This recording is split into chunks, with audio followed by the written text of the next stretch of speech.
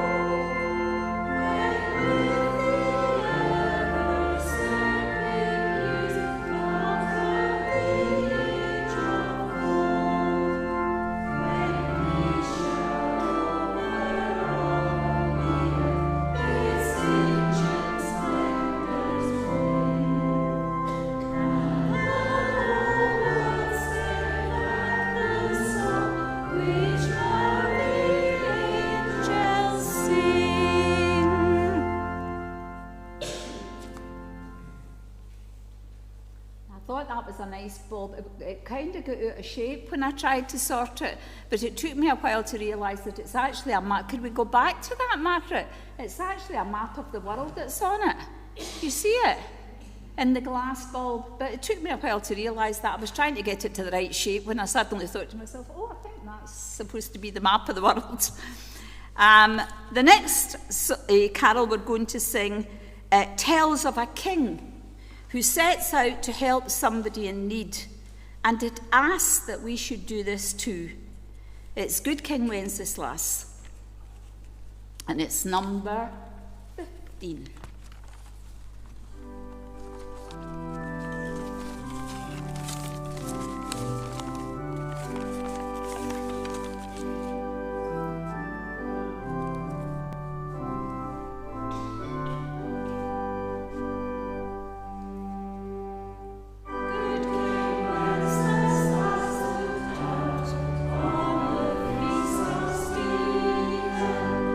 When the snow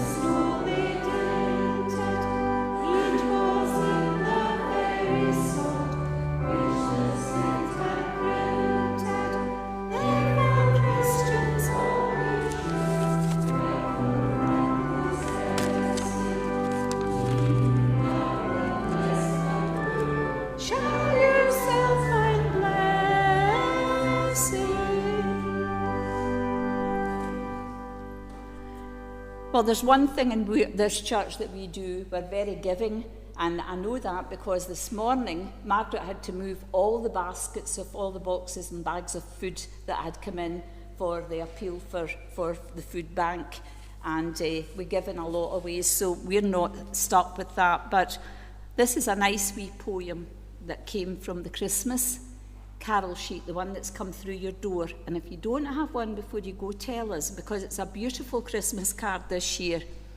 And this is peace. It says, every time a hand reaches out to help another, that is Christmas. Every time someone puts anger aside and strives for understanding, that is Christmas. Every time people forget their differences and realize their love for each other, that is Christmas. May this Christmas bring us closer to the spirit of human understanding, closer to the blessing of peace.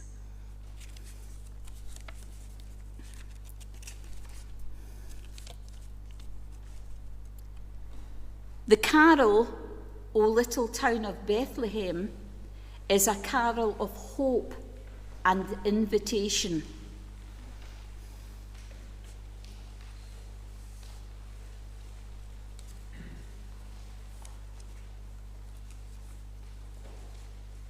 And the number is number 1.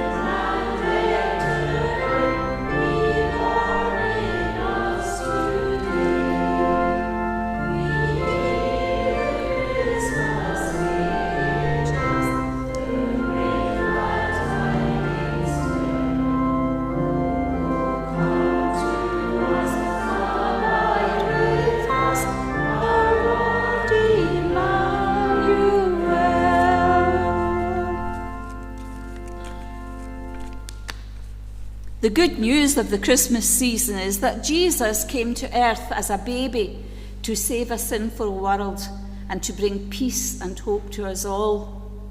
After the birth of Jesus, Mary and Joseph and baby Jesus became refugees. They had to leave their home and flee for their lives. Sadly, this is a world that many are born into today. Mary and Joseph put their trust in God and relied on his promises. Just as the shepherds were invited to make the journey to find the baby Jesus, you are invited into our church. The doors are open to all who choose to enter. Come on a Sunday, come to the carol services, but come and join us. You are always welcome.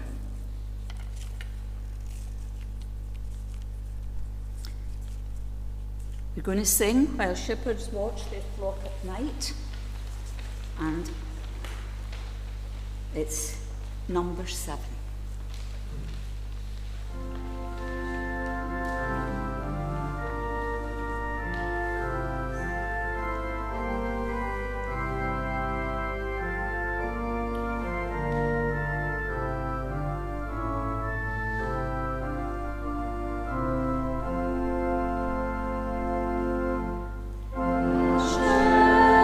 Watch their flocks by night, all seated on the ground. The angels of the Lord came down, and glory shone around. Fear not, he said, for mighty dread had seized their troubled mind. Glad tidings of great joy I bring to you and all mankind. The heavenly babe you there shall find is born of glorious light. The Savior is Christ alone, and this shall be the sign.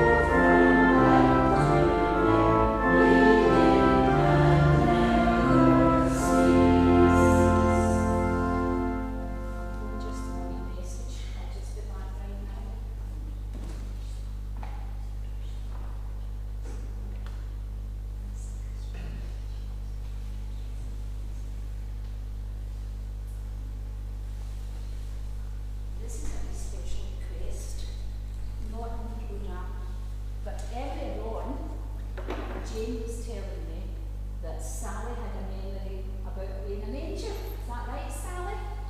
And the mammy had said it wasn't a weighing a manger. What did she say? It was a weighing a manger. It was a weighing a manger.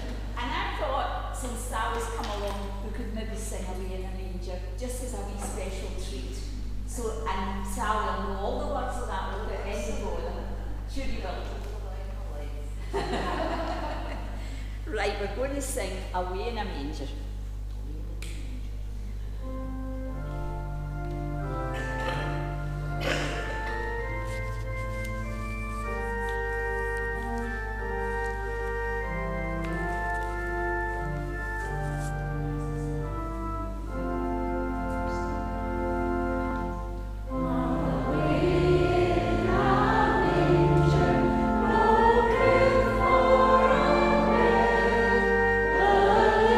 For a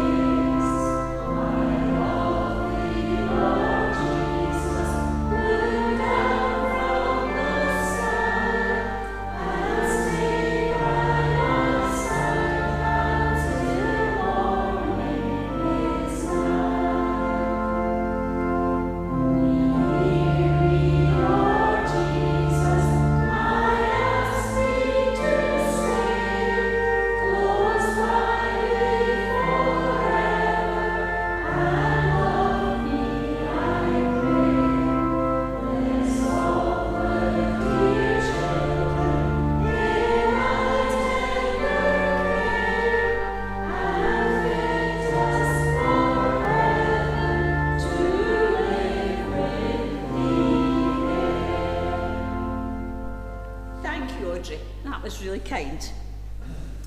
The angels told the shepherds not to be afraid. This message comes to us often in the Bible. Don't be afraid. And sometimes that's why we don't step forward in the church. Because as Scottish people, we just keep it all quiet. We go on a Sunday and we don't tell anybody. Because we're afraid. God said, "Fear not, for I am with you. Do not be dismayed, for I am your God. I will strengthen you, and I will help you. I will uphold you with my right hand." And sometimes right now there's lots of people needing that strength. It's not really the best world we're in at the moment. The wise men had made a long journey. Christine said this morning that the baby Jesus was no longer a baby by the time they arrived. She even quoted how many miles it was, but I can't remember. She said she didn't say it was in a straight line, she just said the miles. But the wise men had a long journey to the stable, and this carol tells their story.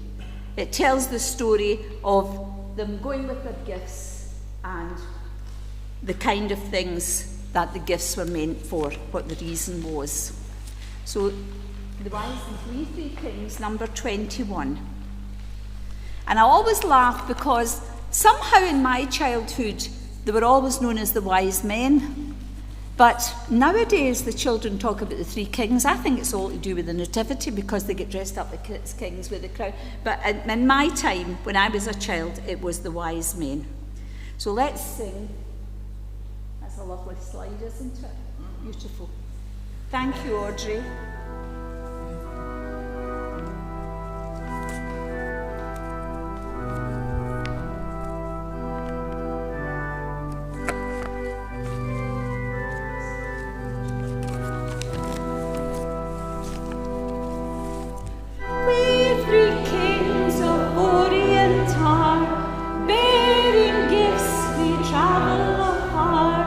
Field and mountain, moor and mountain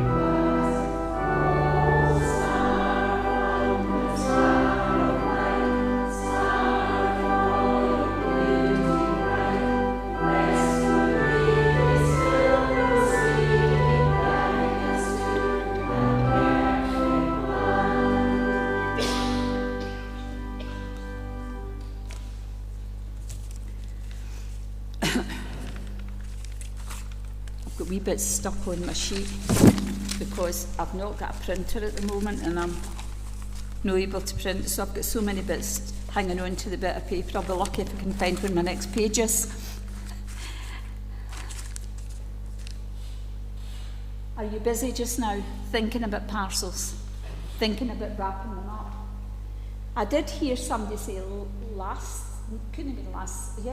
Sunday, that this year for the gift service next Sunday, we're not to wrap our presents up. The presents have to come. And you can understand that because maybe they can direct them better from the Salvation Army to where they need to go. But somehow, I can't just imagine next Sunday coming into the church with a carrier bag with my wee parcel in it that's no normally wrapped up. And I'm not the best parcel wrapper, but at least I would make an attempt. It seems quite sad, but I'm assuming... Put it in a Christmas gift bag. Now, there you are. Who was your teacher? That's a good idea. That never even entered my head. Put it in a gift bag. 2 weeks, is it 2 weeks to the gift service? Come along, that's a lovely service too. The Salvation Army come along to accept the gifts, and it's a nice service. So, gifts. Have you all got your order up the lung to Santa Claus? Or are you like me, you've really got everything you need and you don't actually know what you want for Christmas? It's quite hard, isn't it? And yet, when you really think back, Susan Cowell used to always say, what was it? Christine? She used to say, Christine? The reason for the season was Christ. But if you've got a special gift of some kind that you have and you treasure it and you don't want it broken, or you want to wear it and you don't want to wear it in case it falls off, its earrings fall off, you know what it means to have something precious. And of course the Bible tells us that God gave his only Son that we might have a better life, and a better life maybe in the future. It's easy for us to believe when we come to church every Sunday, but there are people out there that maybe need a wee hand, and bring them along with you when you come to church. Because when we open our hearts to Jesus and believe, we have everlasting life and the hope and expectation of meeting our loved ones again. What better gift could you get in any season, but especially at Christmas?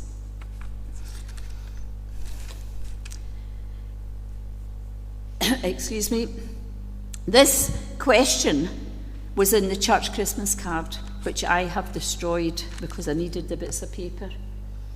That card took a lot of making, a lot of time, and I've got to say thank you to the people that let me use it, because a lot of these Christmas cards will go through the door and they'll be lucky if they're opened. But when you go home tonight and you take your Christmas card, sit down and have a look at it. It's a beautiful card. It really is lovely. I always love to have it up among my other cards. The only problem is it doesn't stand.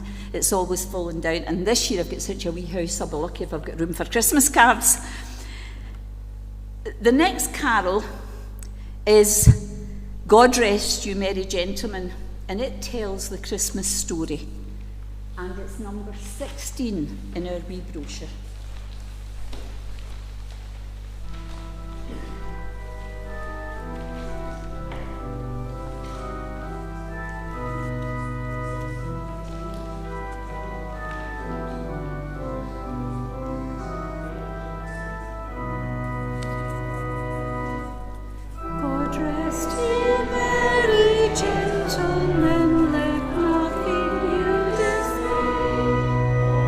Jesus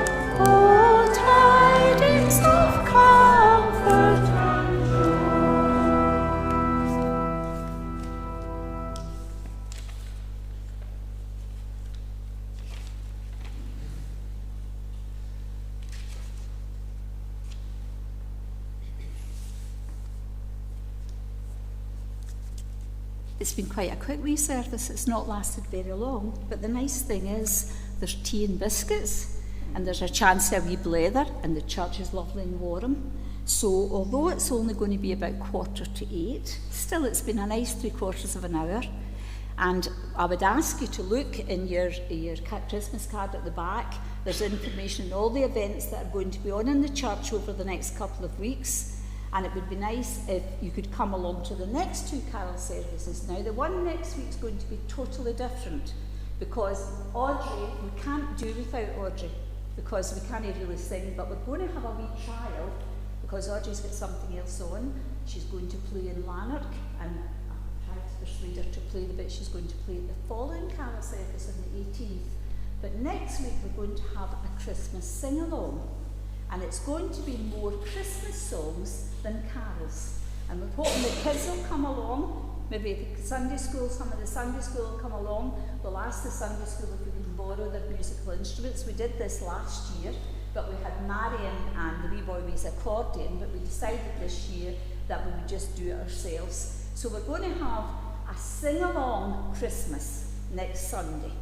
So it'll be a bit wild, and it'll be you'll maybe end up with a tambourine, how do you know? And we'll hope you come. And then the following Sunday, it's Reflection Sunday, and that's an invitation to those of you who have a wee sore heart at Christmas, who've maybe lost somebody that they loved, or remember somebody, and you're welcome to come along. And I think it's at 4 o'clock in the afternoon. And then on the 18th, it's the 3rd Sunday in Advent, and 4th Sunday in Advent on the 18th, and we'll have another carol service. It's not sorted out yet, but maybe it would be an idea for the people in the church. There's a book at the back, and it says on it, it's about putting down the hymns you like.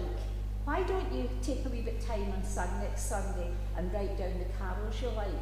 And that's a good opportunity for us to give you the chance to sing the ones you love the best. So it's up at the back. I'll go and get it while we're singing the next song and show you what you're looking for. It's been there for a while, not been well filled in, but maybe you could start it off, and that would be really nice. Now we're going to sing God's Plan. We're going to sing, but we're not going to sing God's Plan. God's plan is to give each of us hope and a future. And we need to let God bring out the best in us. Believe and trust in Him, and keep your promises. This has been over the dandelion time. You'll remember we had the dandelion time. That was what we were trying to do. Sow the seeds of Christianity, and maybe over Christmas we can continue to do that. But our final carol for tonight is The Holly and the Ivy.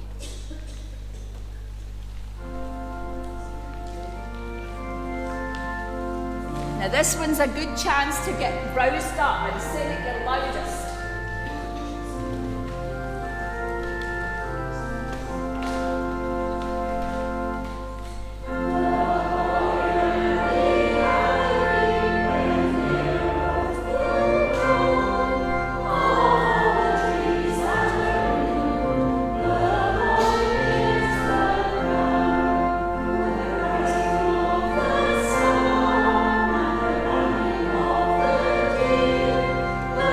Praise